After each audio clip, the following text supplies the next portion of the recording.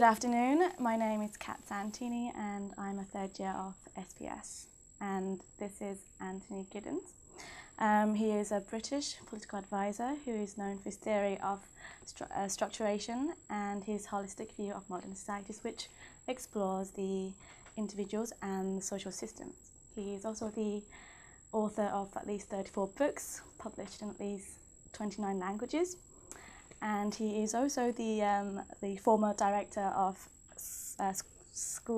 London School of Economics, Cambridge, and he is a Life Fellow of King's College as well, and is a member of the House of Lords, United Kingdom. So, Tony, can you tell me a little bit more about yourself? Yeah, of course. And first and foremost, I'm an academic. My main interest is in the big transformations that happened over the past century and a half that have shaped our world, and that's been my career really. Most of the books you mentioned have been about that issue in one way or another. Mm-hmm.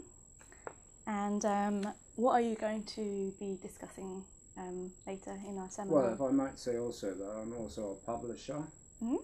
because I've helped found Polity Press quite a long time ago, the publisher of that book among lots of others, now doing about 150 books a year, so I'm quite proud of that, I must say. I'm also an activist because I'm very deeply engaged with environmental issues, because one of the books I wrote was on climate change. And I'm also a political actor because I spend a lot of the time in the Parliament in debates and trying to actually shape policy, so I would say I span all those four areas really. Wow, that's very interesting. And this is your recent published book. It's a Turbulent and Mighty Continent, What Future for Europe? Can you tell me a little bit about this, please?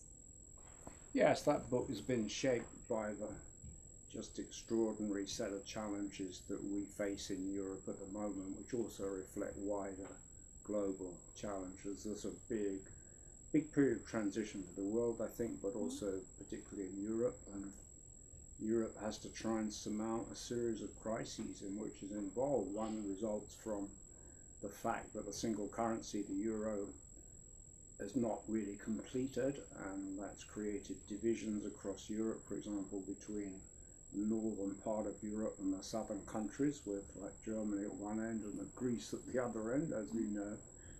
Then you have new conflict and crisis involving Russia, poised dangerously still on the edge of Europe in the Ukraine, now intervening in Syria.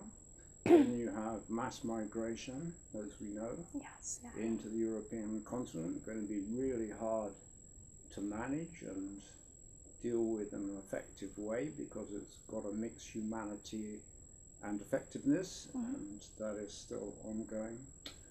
And then there's us. Us, of course, the other issue that is important in the European context is, will the United Kingdom stay part of the European Union now? I have to say I'm a pro-European. I think it's far better for this country to act collectively with other countries. Of course.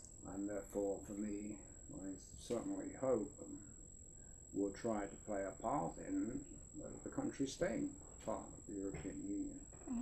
I mean, everybody's always talking about reform, like the Prime Minister, but everybody agrees the EU has to reform because it has to confront these issues that I mentioned. But imagine if all these countries are separate. Imagine if you had to conduct 28 agreements with different countries. It would be a shambles. So we need the EU, we need to be part of the EU.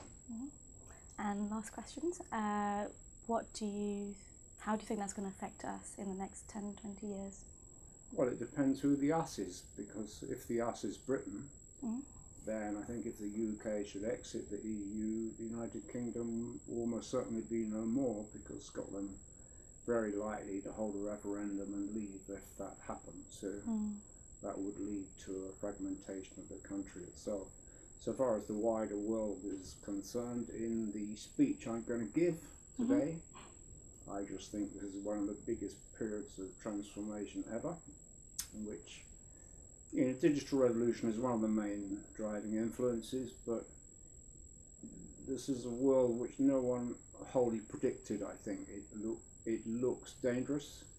It looks staccato. It doesn't seem to fit what people would have predicted maybe 10, 15 years ago. And so we're at a certain edge of history, and I must say it's going to affect your generation a lot, because you're going to have to deal with the consequences of what happens in the next few years, which will see whether we can get through this crisis period or not, because it's something like a major period of global transition, I think. Well, we look forward to hearing what you're going to discuss about in the next hour, so thank you for that. And that's it. Thank you to perceptive questions.